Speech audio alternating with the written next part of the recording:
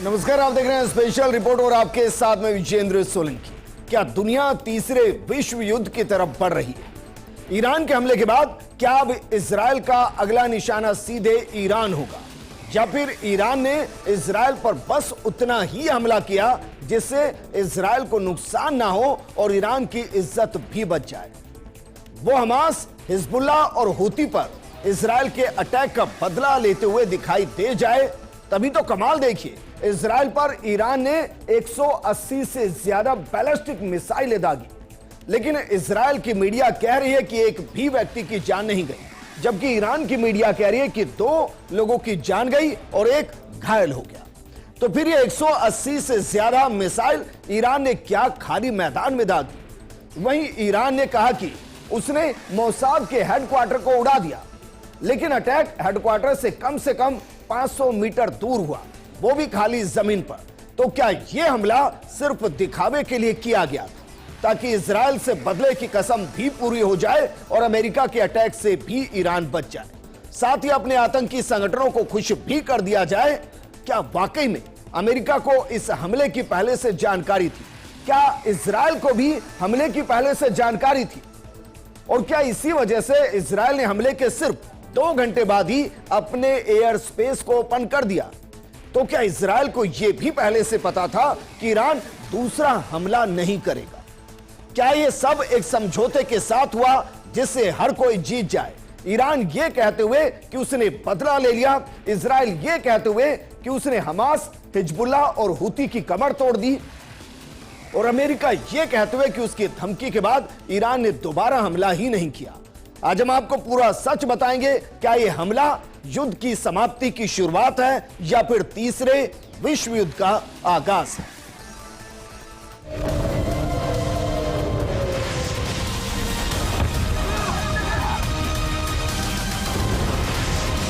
शना टोवा वा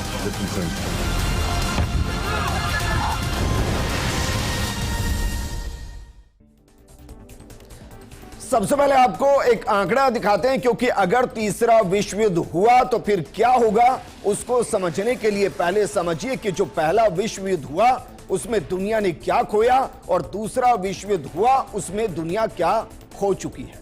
तो सबसे पहले जरा यही देखिए, विश्व युद्ध वर्सेस मरघट बनते देश। मरघट बनते देश हम क्यों कह रहे हैं? क्योंकि पहले विश्व युद्ध का नुकसान देखिए, जो सैनिक मारे गए वो कितने सैनिक मारे गए? 55,25,000 सैनिक मारे गए पहले विश्व युद्ध के अंदर। नागरिक कितने मारे गए? 40 लाख नागरिक मारे गए। दूसरे विश्व युद्ध में आते आते अब आंकड़े को समझिए, सैनिक कितने मारे गए? सैनिक मारे गए 1 करोड़ 60 लाख और नागरिक कितने मारे गए? 4 करोड़ 50 लाख। अब दोनों को कंपेयर कीजिए कि पहले विश्व युद्ध के मुकाबले दूसरे विश्व युद्ध के अंदर कितना नुकसान हुआ था। लगभग आप इसको कहेंगे तो मानकर चलिए 3 से 4 गुना ज्यादा नुकसान हुआ। अब ऐसे में अगर तीसरा विश्व युद्ध होता है तो अगर इसको 3 से भी मल्टीप्लाई कर लेंगे तो क्या वाकई में 15 करोड़ के आसपास की जान तीसरे विश्व युद्ध के दौरान जा सकती है? यह हम इसलिए कह रहे हैं क्योंकि जो परमाणु संपन्न देश है वो दूसरे देशों पर कितना कहर बर पाएंगे इसका अंदाजा आप नहीं लगा सकते, क्योंकि छोटे छोटे हमलों के अंदर ही जहां हमास के या कहें कि गाजा पट्टी और राफा के अंदर 45,000 के आसपास लोगों को मार दिया गया, वहीं लेबनान के अंदर भी 2,000 से ज्यादा लोगों की जान अभी तक जा चुकी है। लेकिन सवाल यह है कि ईरान ने जो हमला किया वो क्या वाकई में जरूरी था या ईरान की मजबूरी था? इसको भी समझिए कि क्यों ऐसा किया गया। दरअसल सबसे पहला मुख्य पॉइंट जिस वजह से ईरान को हमला करना पड़ा वो था इस्माइल हानिया और नसरुल्लाह की मौत का बदला। यह इसलिए हम कह रहे हैं क्योंकि इस्माइल हानिया को ईरान के अंदर ही मारा गया, राष्ट्रपति भवन से 150 मीटर की दूरी पर मारा गया, और यहां से सीधे तौर पर इजरायल ने ईरान को टारगेट किया था और चुनौती दी थी। ऐसे में बदला लेना बेहद जरूरी था।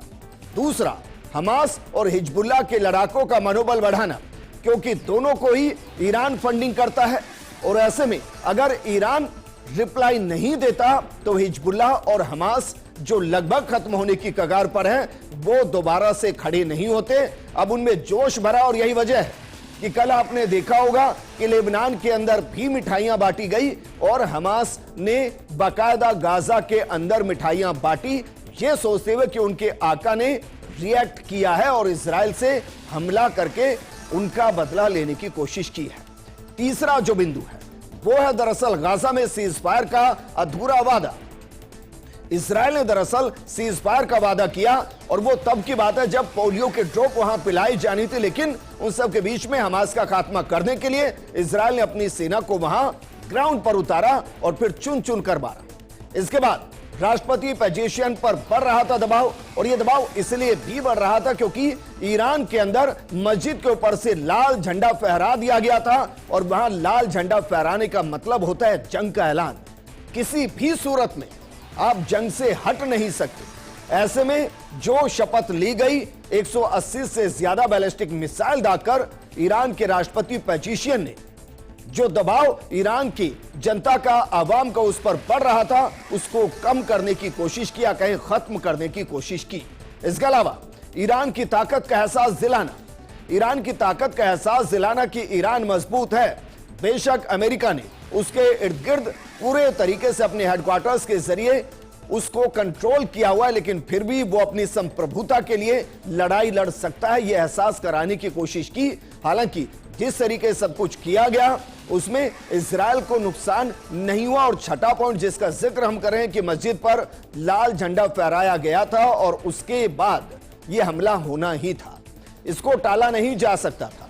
लेकिन जिस तरीके से हमला किया गया उस हमले में क्या नुकसान इजराइल को हुआ यह बेहद दिलचस्प है, क्योंकि सोचिए एक बैलिस्टिक मिसाइल को बनाने में, उसको कंट्रोल करने में, उसको एग्जीक्यूट करने में कितने लाखों करोड़ का खर्चा आता है। और 180 मिसाइल दागने के बाद अगर दुश्मन देश की खंडर जमीनों, बंजर जमीनों पर वो मिसाइलें पड़े तो क्या होगा। हालांकि कुछ रिपोर्ट्स ये भी कह रही हैं कि ईरान ने जो मिसाइलें दागी वो कुछ ऐसी थी जैसे दिवाली पर आप चलाते हैं रॉकेट को और वो आपके पास ही वापस आकर गिर जाता है। इजराइल की भी कुछ मिसाइलें ऐसे ही, माफ कीजिएगा, ईरान की भी कुछ मिसाइलें ऐसे ही ईरान के अंदर ही गिर गई, वो मिसफायर कर गई। लेकिन फिर भी जो मिसाइलें दागी गई इजराइल के किन किन इलाकों के अंदर जाकर वो पड़ी, नुकसान हम आपको आगे बताएंगे क्योंकि नुकसान बहुत ज्यादा नहीं हुआ, लेकिन किन किन इलाकों में पड़ी है वो ये हम आपको जरा बताते हैं। नेवाटिम के अंदर पड़ी है, ओजिरिम के अंदर पड़ी है, टेल नोफ मिलिट्री बेस के अंदर पड़ी है, टेल अवीव के अंदर पड़ी है और यरूशलेम के अंदर पड़ी है। यरूशलेम के अंदर कहा जा रहा है कि 2 फिलिस्तीनी मारे गए हैं। टेल अवीव एक बड़ा इलाका है, बेहद महत्वपूर्ण इलाका है इजराइल के लिए, लेकिन वहां बहुत ज्यादा नुकसान हुआ इसकी जानकारी ना ईरान की तरफ से दी गई है और ना ही इसकी जानकारी इजराइल की तरफ से दी गई। लेकिन इजराइल को कितना नुकसान हुआ है इसको हम दोनों की नजर से आपको समझा देते हैं कि भाई जिसने 180 से ज्यादा मिसाइलें दागी हैं वो ईरान क्या कह रहा है और जहां वो मिसाइलें जाकर गिरी हैं वो इजराइल क्या कह रहा है। सबसे पहले ईरान के मुताबिक इजराइल के 3 एयरबेस पर अटैक किया गया। नेवातिम को, हिजरिम और तेल नोफ को निशाना बनाया गया। इन एयरबेस में खड़े करीब 20 फाइटर जेट को नष्ट किया गया। इजराइल के F-35 फाइटर जेट और F-15 फाइटर जेट यहां पार्क थे। इनका इस्तेमाल हसन नसरुल्लाह की हत्या में किया गया, जबकि इजराइल की IDF यानी कि इजराइल डिफेंस फोर्स की तरफ से बयान दिया गया और कहा गया कि इसमें एक फिलिस्तीनी की मौत हुई है, 2 इजरायली घायल होने की जानकारी है। 90% मिसाइलों को हवा में ही खत्म करने की बात सामने आई। वहीं 1 करोड़ के आसपास इजरायलियों को बॉम्ब शेल्टर में शिफ्ट किया गया, यानी कि उन जगहों पर जहां बॉम्बी का असर नहीं होता है। लेकिन दोनों ही तरफ के अगर आंकड़ों को सही मान लिया जाए तो भी बहुत ज्यादा इंपैक्ट इजराइल पर नहीं आया। ईरान की तरफ से एक और बयान दिया गया। ईरान की तरफ से दरअसल कहा गया कि उन्होंने इजराइल की सबसे बेहतरीन खुफिया एजेंसी या कहें कि दुनिया की नंबर 3 में नंबर 2 पर रहने वाली मोसाद, उसके हेडक्वार्टर को तबाह कर दिया है, बर्बाद कर दिया है। तो फिर वहां से एक ग्राउंड रिपोर्ट आई। उस ग्राउंड रिपोर्ट का वीडियो हम आपको नहीं दिखा रहे हैं, लेकिन उसका एक फोटो हम आपको जरूर दिखा रहे हैं। जरा इस फोटो को देखिए, इसके अंदर क्या दिखाई दे रहा है। दरअसल ये वो रिपोर्टर है जो इजराइल के अंदर मोसाद के हेडक्वार्टर के पास से रिपोर्टिंग कर रहे हैं। उससे हमने एक स्क्रीनशॉट लिया जो हम आपके साथ शेयर कर रहे हैं। इसमें जरा आप देखेंगे तो पीछे की तरफ जो ये बिल्डिंग आपको दिखाई दे रही है जहां तेज रोशनी है, दरअसल ये मोसाद का हेडक्वार्टर है। और जहां बैलिस्टिक मिसाइल जाकर गिरी है वो दरअसल ये गड्ढा है। ये वीडियो आपको मिल जाएगा। इस फोटो को अगर आप गूगल पर सर्च करेंगे तो आपको उस वीडियो तक ले जाएंगे। हम YouTube की बाध्यता की वजह से आपको ये वीडियो नहीं दिखा पाएंगे, लेकिन ये इस बात की पुष्टि करता है कि मोसाद का जो हेडक्वार्टर है उसका कुछ नहीं बिगड़ा है, उस पर अटैक किया ही नहीं गया। वहां से कम 500 मीटर की दूरी पर यह मिसाइल जाकर गिरी है। और यहां ईरान जो कह रहा है कि उसने मोसाद के हेडक्वार्टर को बर्बाद कर दिया और उसके अंदर जो मोसाद के अधिकारी थे वो मारे गए, ये वीडियो बाकायदा पुष्टि करता है कि हां बैलिस्टिक हमला हुआ, लेकिन वो हमला मोसाद के हेडक्वार्टर पर नहीं हुआ, उससे इर्द गिर्द कहीं 500 मीटर की दूरी पर हुआ।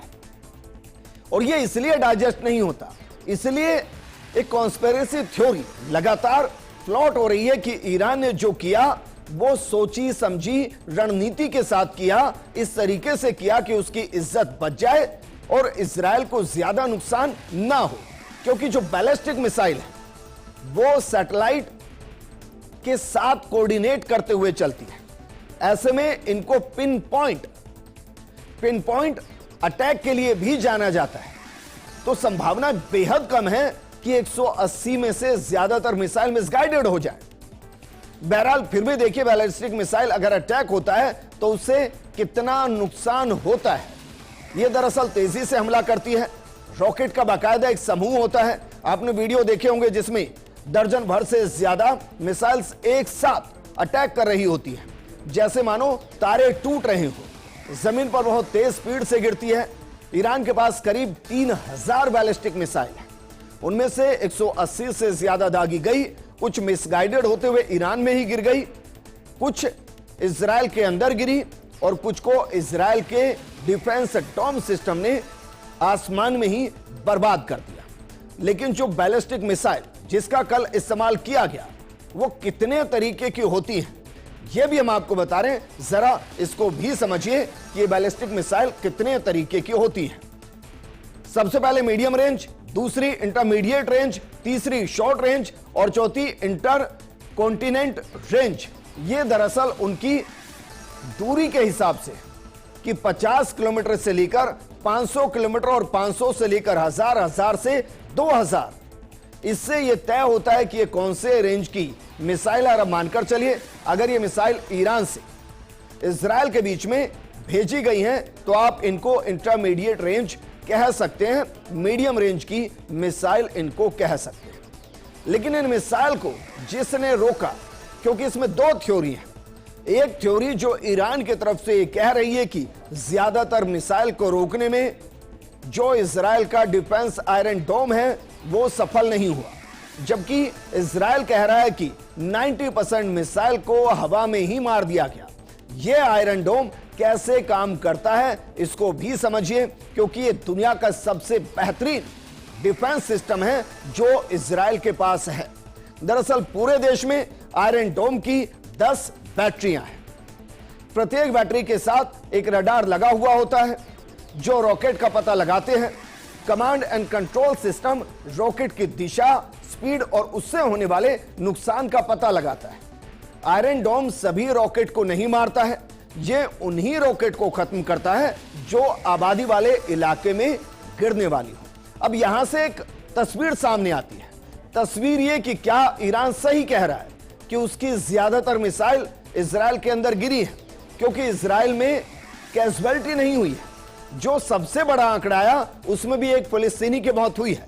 तो क्या यह वजह रही कि आयरन डोम एक्टिव ही नहीं हुआ क्योंकि ज्यादातर मिसाइल आबादी से दूर गिराई गई थी और इसलिए आयरन डोम ने उसके अगेंस्ट मिसाइल को एक्टिव ही नहीं किया? दूसरा है कि क्या जो इजराइल कह रहा है कि आयरन डोम ने मिसाइलों को हवा में मार दिया, क्या वो मिसाइलें जो रिहायशी इलाके की तरफ आ रही थी क्या उनको आयरन डोम ने मार दिया है? बहरहाल आयरन डोम जो इजराइल का है उसका इस्तेमाल इससे पहले कब कब हुआ है यह भी जरा देखिए, क्योंकि इसका इस्तेमाल इससे पहले जब आप देखेंगे तो ऐसे ही हमलों में हुआ है। 2011 में हुआ है, 2012 में हुआ है और 2021 के अंदर किया गया था। इसके अलावा इजराइल ने operation pillar of defence, operation protective edge, Sinai emergency 2021, Israel फिलिस्तीन संघर्ष ऑपरेशन, ब्रेकिंग डॉन ऑपरेशन और शील्ड एंड एरो में भी आयरन डोम को एक्टिव किया। लेकिन एक वक्त इजराइल का यह आयरन डोम पूरे तरीके से फेल हो गया और वो हमला किया था हमास ने। और उसके पीछे की वजह क्या थी यह भी हम आपको बता रहे हैं, जरा देखिए, क्योंकि 7 सितंबर का वो दिन था जब हमास ने 1 नहीं, 2 नहीं, 100 नहीं, 500 नहीं, 1000 नहीं, बल्कि 5000 रॉकेट दागे थे, वो भी सिर्फ 20 मिनट के अंदर। और इस वजह से आयरन डोम उन्हें काउंटर ही नहीं कर पाया। हमास के रॉकेट की दिशा और गति तय ही नहीं थी, टारगेट तय नहीं था और इसलिए उनकी ट्रेजेक्टरी समझने में दिक्कत हुई। और जब तक आयरन डोम समझ पाता तब तक बाकायदा ये रॉकेट इजराइल की जमीन से टकरा चुके थे। लेकिन एक तरफ ईरान 180 से ज्यादा बैलिस्टिक मिसाइल को एक्टिव करते हुए इजराइल की तरफ छोड़ता है और उससे कोई नुकसान नहीं होता। दूसरी तरफ वो अपनी ताकत को बनाए रखने के लिए बिल्कुल उस अंदाज में एक हिट लिस्ट जारी करता है जिस तरीके से इजराइल ने की थी। हमने आपको 2 दिन पहले प्रोग्राम में दिखाया था किस तरीके से हमास और हिजबुल्लाह की पूरी लिस्ट आईडीएफ ने तैयार की और हेडक्वार्टर के अंदर बैठते हुए यह तय किया गया कि कितनों को मार दिया गया और जिनको मारा गया उनके फोटो के ऊपर क्रॉस लगा हुआ था और जो जिंदा थे उनके फोटो के ऊपर क्रॉस नहीं था और उसमें या सिनवार पे क्वेश्चन मार्क लगा हुआ था, यानी कि वो मरा है या नहीं ये आईडीएफ ने कंफर्म नहीं किया। बिल्कुल उसी तरीके से ईरान ने भी एक हिट लिस्ट बनाई है जिसमें इजराइल के उन अधिकारियों को शामिल किया गया जिनको मारने की बात ईरान कर रहा है। अब इस लिस्ट में कौन कौन है ये जरा देखिए, क्योंकि ये लिस्ट बेहद इंटरेस्टिंग है। इसमें जो सबसे पहले नाम है वो है बेंजामिन नेतन्याहू, जो प्रधानमंत्री है और जिसने लगभग सफाया किया है हमास का, हिजबुल्लाह का और किस तरीके से वो बर्बादी की तरफ इनको लेकर जा रहा है, जिसको हम ट्रिपल एच नाम दे रहे हैं, यानी कि हमास, हिजबुल्लाह और हूती। अब इस हिट लिस्ट में जो ईरान की तरफ से जारी की गई उसमें दूसरा नाम क्या है? दूसरा नाम है उसमें योआव गैलेंट, जो कि इजराइल के रक्षा मंत्री है। तीसरा नाम है हर्जी हवेली, जो जनरल स्टाफ के प्रमुख हैं। चौथा नाम टोमर बार, इजरायली वायुसेना के कमांडर हैं। पांचवा सार सालामा, इजरायली नौसेना के कमांडर हैं। तामिर यादई ग्राउंड फोर्स के प्रमुख हैं। अमीर बारम जनरल स्टाफ के उप प्रमुख हैं। एहरोन हलीना सेना खुफिया प्रमुख हैं। और ये जॉर्डिन उत्तरी कमान के प्रमुख हैं। यहूदा फॉक्स मध्य कमान के प्रमुख हैं। एलिएजर टोलेडानो दक्षिणी कमान के प्रमुख हैं। और इसका मतलब यह कि जो ईरान ने लिस्ट जारी की है उसमें बाकायदा सैन्य अधिकारियों और खुद प्रधानमंत्री बेंजामिन नेतन्याहू को टारगेट किया गया है, निशाना बनाया गया। लेकिन इजराइल के लिए एक बात कही जाती है, इजराइल के लिए कहा जाता है कि वो अपने दुश्मन को मरते दम तक नहीं छोड़ता है। अगर किसी ने इजराइल की तरफ आंखें उठाई, इजराइल का नुकसान किया, तो वो दुनिया के किसी भी कोने में छुपा हो उसको मारा जाता है। तो क्या वाकई में ईरान इजराइल की इस लिस्ट के बाद किसी एक अधिकारी के खिलाफ भी कोई एक्शन लेगा? क्योंकि एक्शन लेने का मतलब होगा अमेरिका से सीधी जंग। तो चलिए यह भी समझिए कि दुनिया पर अगर तीसरा विश्व युद्ध हुआ तो फिर असर क्या होगा। दरअसल सीधे तौर पर दुनिया के देश 2 गुटों के अंदर बढ़ जाएंगे। अर्थव्यवस्था को एक बड़ा नुकसान होगा, लाखों लोगों की जान पर खतरा है, हम कह रहे हैं करोड़ों लोगों की जान पर खतरा होगा। अमेरिका, रूस और चीन सीधे बड़े प्लेयर होंगे। इसमें 2 देशों को और जोड़ सकते हैं, एक भारत और एक फ्रांस। भारत की तरफ बिल्कुल वैसे ही इजराइल और ईरान देख रहे हैं जैसे रूस और यूक्रेन देख रहे हैं, लेकिन भारत किसके साथ होगा उससे पहले जरा यह देखिए कि कौन सा देश इस जंग में किसके साथ हो सकता है। इसको जरा समझिए, एक बार के लिए समझिए। ईरान वर्सेस इजराइल के बीच में अगर जंग होती है तो वर्तमान स्थिति में कौन किसके साथ खड़ा हुआ है जरा देखिए। इसमें इजराइल समर्थक जो देश है उसमें Bharat, America, France, UAE, Australia और जर्मनी। भारत अपने आप को शांति के पक्ष में कहता है और OIC, organisation of Islamic corporation के अंदर भी भारत अपनी जगह चाहता है और बाकायदा ईरान के साथ भी वर्तमान में भारत के अच्छे संबंध है, लेकिन फिर भी वो प्राथमिकता इजराइल को देगा अगर जंग होगी। इसमें कई और चीजें भी मैटर करती है कि कौन सा देश किसकी तरफ होगा, लेकिन ईरान समर्थित देश जो वर्तमान में है, रूस है, ब्राजील है, दक्षिण अफ्रीका है, तुर्किया है, पाकिस्तान है, इसके अलावा कतर है, लेबनान है, अफगानिस्तान है, फिलिस्तीन और कुवैत है। अब इसको समझिए जरा। फिलिस्तीन का मतलब लगभग इजराइल हो चला है, फिलिस्तीन बहुत ज्यादा एग्जिस्ट नहीं कर रहा है। कतर के अंदर बाकायदा अमेरिका का आर्मी बेस है, वहां कितना फर्क पड़ेगा और वो कितना सपोर्ट कर पाएगा ये बहुत अलग है। इसके अलावा तुर्की के अंदर अमेरिकी आर्मी बेस है, वहां से कितना सपोर्ट मिलेगा बता पाना मुश्किल। लेकिन रूस के बारे में कहा जा रहा है कि कल भी जब ईरान ने हमला किया तो उससे पहले रूस को सपोर्ट में लिया गया था, रूस से परमिशन ली गई थी और रूस से परमिशन लेने के बाद ही यह एक्शन लिया गया था। इन सब के बीच में भारत पर क्या असर पड़ेगा अगर यह विश्व युद्ध होता है, दोनों के बीच की जंग तेज होती है तो भारत पर क्या असर पड़ेगा इसको भी जरा समझिए, क्योंकि जो इस पर सबसे बड़ा असर पड़ेगा वो असर पड़ेगा भारत में तेल के दाम बढ़ जाएंगे। क्यों बढ़ जाएंगे इसको समझिए जरा। भारत में तेल के दाम इसलिए बढ़ जाएंगे क्योंकि आपूर्ति कम होगी और प्रोडक्शन कम होगा और उसकी डिमांड ज्यादा होगी। ऐसे में तेल के दाम बढ़ेंगे और तेल के दाम बढ़ने के साथ महंगाई अपने आप बढ़ती है। अगर यह विश्व युद्ध होता है तो भारत के अंदर तेल के दाम बढ़ने से महंगाई चरम पर पहुंच सकती है। दूसरा जो सबसे बड़ा असर होगा वो व्यापार पर पड़ेगा। क्यों पड़ेगा? क्योंकि चाबहार बंदरगाह का काम रुक जाएगा। ईरान के अंदर भारत चाबहार बंदरगाह को अगले 10 सालों के लिए फिजिबल कर रहा है और उसके जरिए जो गवादर पोर्ट है पाकिस्तान का, उसके पैरेलल ही इसको डेवलप किया जा रहा है और इसके जरिए काफी ऐसे ट्रेड हैं जो भारत के लिए सस्ते और आसान होंगे। लेकिन अगर जंग के मैदान में गए तो चाबहार पोर्ट टेम्पररी बंद होगा, वहां का काम बंद हो जाएगा। इसके अलावा भारत मध्य पूर्व यूरोप आर्थिक गलियारा प्रोजेक्ट, इसको भी झटका लगेगा क्योंकि ये सऊदी अरब से होकर आता है, ईरान से होकर आता है, खाड़ी देशों से होकर आता है। अगर खाड़ी देश जंग के मैदान में जाएंगे तो भारत जिस कॉरिडोर को काफी तेजी से बनाने की बात कर रहा है और उसके जरिए पूरे व्यापार को एक ट्रांसपोर्टेशन दे रहा है, उसको बड़ा झटका लगेगा। खाड़ी देशों में बसे भारतीयों की सुरक्षा बड़ी चुनौती होगी क्योंकि लगभग 90 लाख से ज्यादा लोग खाड़ी देशों के अंदर रह रहे हैं। उनको वहां सुरक्षित रखना या अगर उनको वहां से वापस भारत लाया जा रहा है तो यहां उनके रहने और उनके काम की व्यवस्था करना यह एक बड़ी चुनौती भारत के सामने खड़ी हो जाएगी। इसके अलावा भारतीय विदेशी मुद्रा भंडार को झटका ये इसलिए क्योंकि 90 लाख के आसपास जो भारतीय विदेश में रह रहे हैं, खाड़ी देशों में रह रहे हैं, वहां से एक बड़ा हिस्सा भारत के अंदर आता है। बीते कुछ सालों के अंदर यह तेजी से बढ़ा है और बीते साल जो एक मोटा मोटा आंकड़ा आया जो अनाधिकृत है वो लगभग 500 करोड़ डॉलर के आसपास है जो विदेशी मुद्रा भारत के अंदर आई है। तो जरा समझिए, अगर ये जंग होती है तो ये भारत पर बड़ी मुसीबत साबित करेगी।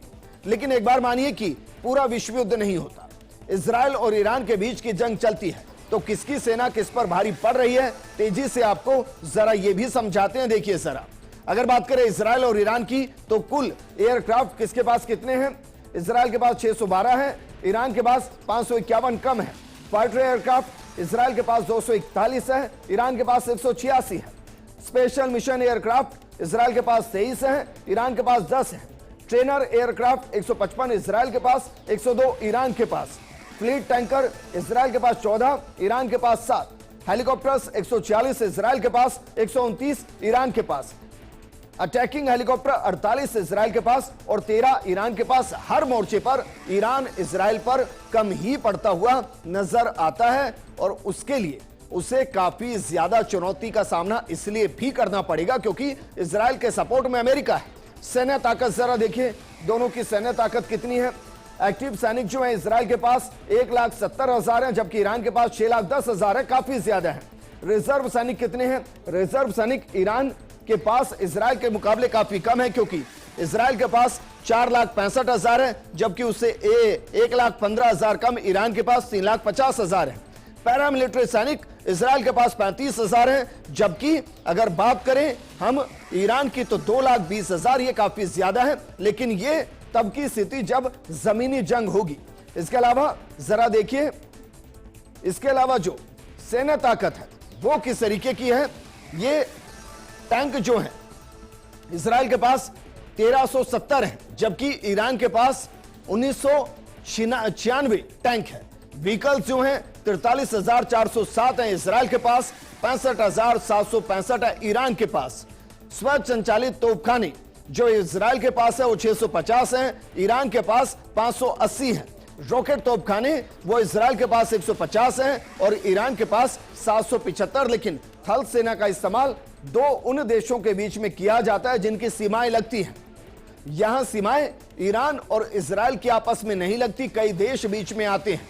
तो ऐसे में जो सबसे महत्वपूर्ण वो वायु सेना है और वायु सेना में इजराइल ईरान पर भारी पड़ती है। इन सब के बीच देखना यह भी दिलचस्प होगा कि जब ये जंग आगे बढ़ेगी तो फिर जो पड़ोसी मुल्क है वो किस तरीके से रिएक्ट करते हैं और वो किसकी तरफ होते हैं। हालांकि जिस तरीके से ये हमला किया गया, क्या वाकई में हम फिर वही कह रहे हैं, ये जो जंग चली उसकी समाप्ति की तरफ बढ़ते हुए कदम है या विश्व युद्ध की तरफ बढ़ता हुआ आगाज है। इस प्रोग्राम में फिलहाल इतना ही, लेकिन आप बने रहिए फर्स्ट इंडिया न्यूज के साथ। नमस्कार।